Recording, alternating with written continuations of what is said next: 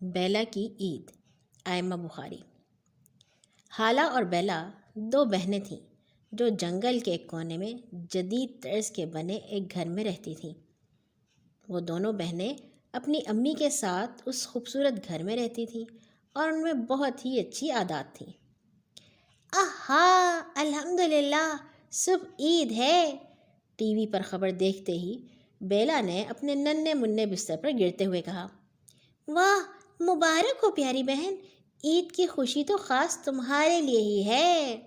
حالہ نے اس سے گلے ملتے ہوئے مبارکباد دی، کیونکہ اس بار بیلا نے پورے روزے رکھے تھے۔ 10ویں روزے کے دن اسے بخار بھی ہوا، لیکن اس کے باوجود اس نے مکمل روزے رکھے۔ بے شک، بہت مبارک ہو میری بچی، اس کی امی نے گلے لگانے کے بعد اس کا ماتھا چوما۔ ٹی وی پر ماہ رمضان کی خبر سن کر بیلا نے فیصلہ کیا تھا کہ اس بار وہ پورے روزے رکھے گی۔ سارے نہیں رکھ پاؤ گی بیلا، حالہ نے اسے سمجھانے کی کوشش کی۔ اتنے زیادہ چھوٹے بچے مکمل روزے رکھ سکتے ہیں تو میں کیوں نہیں؟ بیلا نے جواب دیا تو حالہ چپ ہو گئی۔ اس پورے مہینے میں ڈرامے دیکھنا بند اور ٹام اینڈ جیری کا پروگرام تو بالکل بند۔ بیلا نے جوش سے اپنا اگلا منصوبہ بتایا تو ان کی امی دیکھ کر بہت خوش ہوئیں۔ میں بھی ایسا ہی کروں گی بیلا، ہم دونوں مل کر روزے رکھیں گے۔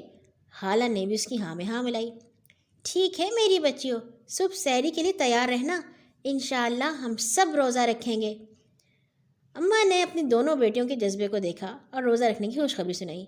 انشاءاللہ، دونوں نے کہا اور سونے کے لیے لیٹ گئیں۔ سحری کے وقت سب نے روزہ رکھا اور ذکر میں مشغول ہو گئیں۔ امی نے اپنے روزمرہ کے کام کیے اور سارا دن روزے کی برکتوں سے مالا مال ہوتی رہیں۔ جوں دن گزر رہے تھے سب لوگ جوش و خروش سے روزہ رکھتے۔ حالہ روزہ رکھنے کے بعد اپنی امی کے ساتھ کام کرتی، جبکہ بیلا کبھی اسلامی پروگرام دیکھتی اور کبھی سو جاتی۔ اس طرح پورا مہینہ روزے رکھتے ہوئے گزرا اور چاند رات کو عید کی خبر سن کر سب بہت خوش ہوئے۔ ہر طرف روشنیاں بکھری ہوئی تھیں، دھرتی پر بے حد خوبصورت پھول کھلے تھے، ننھے بچوں نے سروں پر تاج سجا رکھے تھے اور بادشاہوں کی طرح ٹہل رہے تھے۔ کچھ بچے ٹھنڈے میٹھے مشروبات کا لطف لے رہے تھے۔ بیلا اور حالہ ان سب کو حیرت اور خوشی کے ملے جلے تاثرات سے دیکھ رہی تھیں۔ خوش آمدید پیاری حالہ، اچانک آواز آئی۔ بیلا نے حیرت سے حالہ کی طرف دیکھا تو وہ ایک تخت کی جانب جا رہی تھی۔ اتنے میں اس کے کپڑے خوبصورت ہو گئے اور سر پر ہیرے موتیوں کا بے حد خوبصورت تاج سج گیا۔ حالہ تخت پر بیٹھ گئی اور وہ بہت خوش نظر آ رہی تھی۔ بیلا نے انتظار کیا اب اس کا نام پکارا جائے گا، لیکن بہت دیر کے بعد بھی اس کا نام نہیں لیا گیا۔ حالہ، میں نے بھی تمہارے ساتھ آنا ہے۔ مگر یہ کیا؟ اس کے تو قدم وہیں جم گئے تھے۔ یہ کیا ہو رہا ہے میرے ساتھ؟ اچانک سامنے تیز روشنی پھیلی اور بیلا کی تصویر نظر آنے لگی۔ کیا کر رہی ہو بیلا؟ افطاری کے لیے مدد کر دو، حالہ نے کہا۔ میں بہت اچھا پروگرام دیکھ رہی ہوں، اس لیے تم خود افطاری بنا لو، بیلا نے جواب دیا۔ ایک طرف حالہ افطاری کی تیاری کرتے وقت درود پاک پڑھتی نظر آ رہی تھی، دوسری طرف بیلا ٹی وی پر پروگرام دیکھنے مصروف تھی۔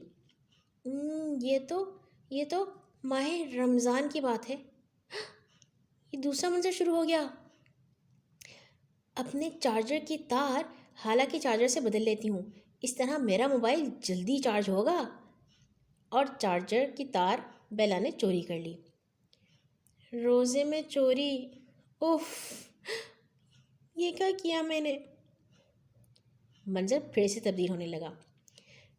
یہ سیب چھپا لیتی ہوں، رات کو بھوک لگے گی تب کھا لوں گی۔ پھلوں کی ٹوکری سے ایک سیب کھس کھاتے ہوئے اس کے ہونٹوں پر مسکراہٹ تھی۔ امی اور حالہ اس سے بے خبر اپنی افطاری کرنے میں مصروف تھیں۔ میں اپنے روزے کو ضائع کرتی رہی، بیلا نے وہ منظر دیکھ کر رونا شروع کر دیا۔ بیلا اٹھو، کیا ہوا؟ حالہ نے اسے جگایا۔ تم نیند میں رو رہی تھی، شاید برا خواب دیکھ لیا ہے۔ بیلا بیڈ سے چھلانگ لگا کر باہر کی طرف بھاگ گئی۔ کچھ دیر بعد وہ امی کے ساتھ اندر آئی۔ امی، حالہ، آپ دونوں مجھے معاف کر دیجئے۔ اسے کیا ہوا؟ بیلا نے ان دونوں کو اپنی ساری غلطیاں بتائیں اور کبھی ایسا نہ کرنے کا وعدہ کیا۔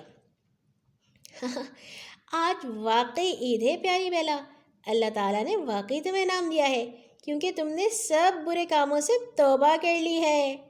حالہ نے اس سے گلے ملتے ہوئے کہا تو جنگل کے اس خوبصورت ننھے گھر میں عید کی خوشیاں شروع ہو گئیں۔